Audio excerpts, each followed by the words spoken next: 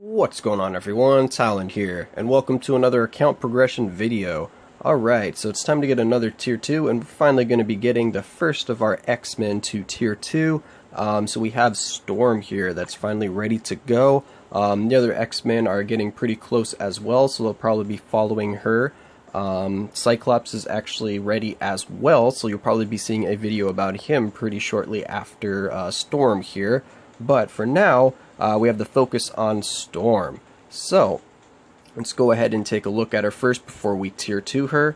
So for her gears here, of course she's going to be energy attack, so we just have energy attack, all attack, we have all defense, we have some HP, and then we have skill cooldown.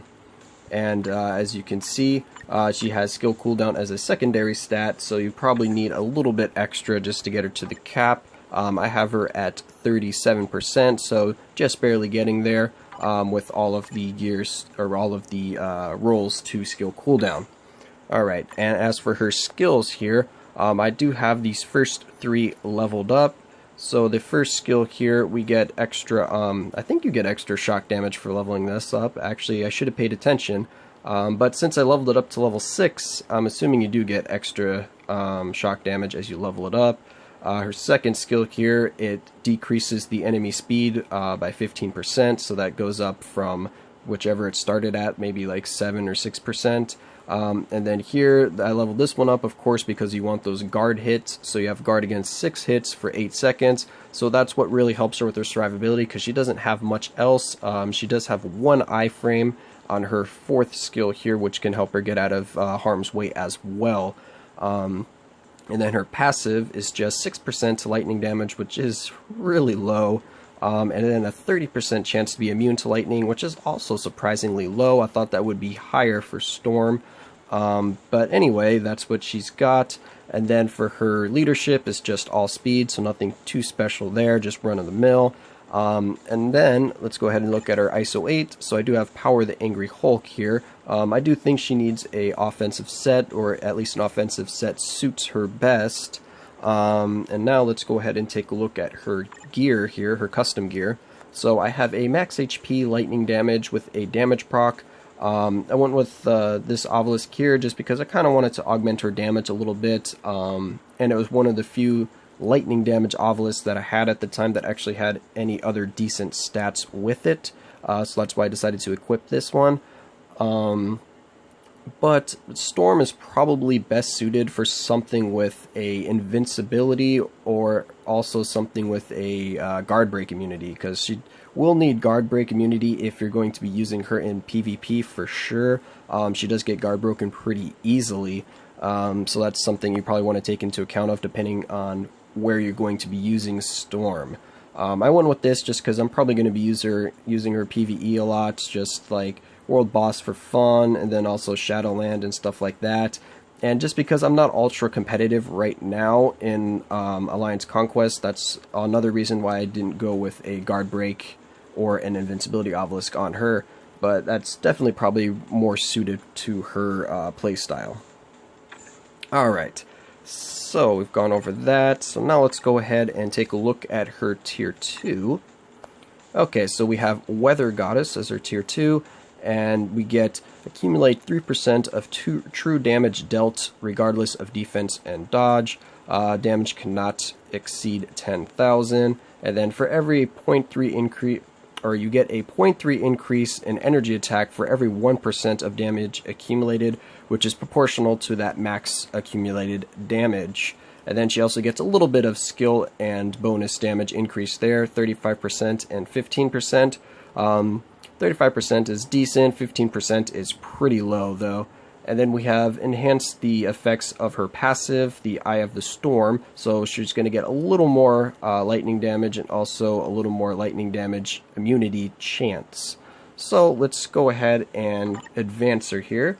So we only have 3 tickets left, but we need to do 4 X-Men, so we're going to have to do one of them naturally, unless it takes long enough time for the next tier 2 ticket to come in before I have enough of those Mcron crystals built up.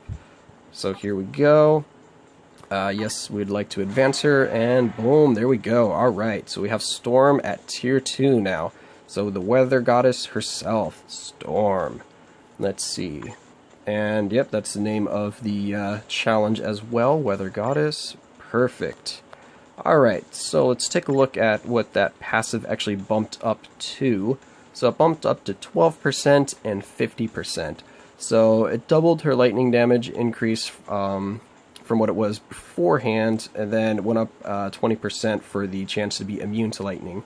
So she has a 50% chance now, which is better, but I still see someone like Storm having higher chance than that, or should have a higher chance than that. And 12%, which is better, is still quite low considering the boost that you normally see on characters when it's a elemental based damage. So now that we have her freshly tier 2, let's go ahead and try her out a little bit and see how she plays.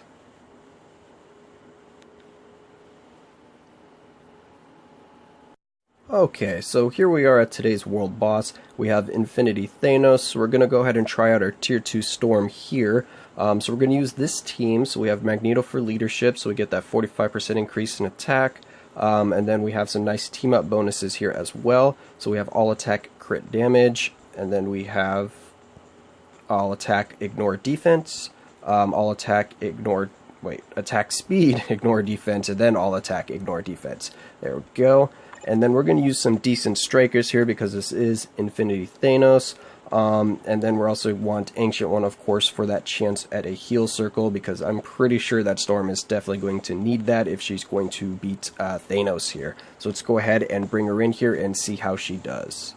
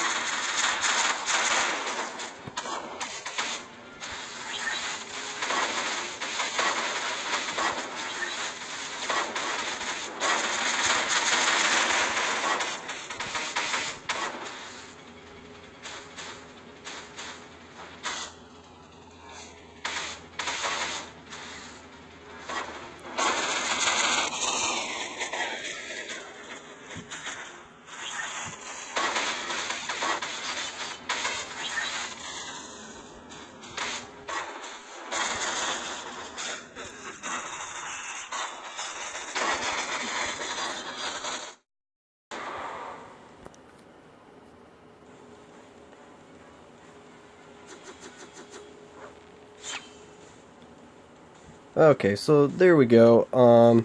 Storm was, yeah, she probably was able to do it, but I was kind of running out of patience playing her because she is an extremely slow character. I think she must be one of the slowest characters in the game. She can't really outrun anything, so I don't know, it's just getting a little tedious trying to avoid all of Infinity Thanos' attacks and then just try to do some burst damage with her. Her damage was decent, so she did do a lot of the damage at least here. I did have to finish it off with Wolverine just because, like I said, I didn't really want to start over again because it's kind of tough with Storm. So she's definitely not going to be an easy clear by any means for Infinity Thanos. I don't think she'll have much problems with any of the other world bosses. Maybe she might have some problems even with regular Thanos just because she can get debuffed, and she mainly needs to rely on that guard to stay alive because she just can't outrun anything. That's my main issue with her right now, is her movement speed. But besides that, I still like the character because I really like all the animations on her skills. They all look really cool and really flashy. And I do need her to get Jean Grey, which is another reason why I tier 2'd her. But I do like Storm from the comics and stuff as well. So definitely there was a reason there for me to tier 2 her. But overall, I think she's a decent tier 2. She's pretty much going to be a damage character once she gets her tier 2, because that accumulated damage does seem to boost her DPS quite a bit, which is nice. But besides that, she doesn't really get any extra survivability, so you're going to have to rely on that guard hit and the one iframe, which luckily she does have those two things to help her stay alive, because without those, I don't really see her being very good at all. But I still think she is a decent character, so I'm still happy with this tier 2. So that's going to be it for this video. I hope you enjoyed, and of course I will catch you in the next one.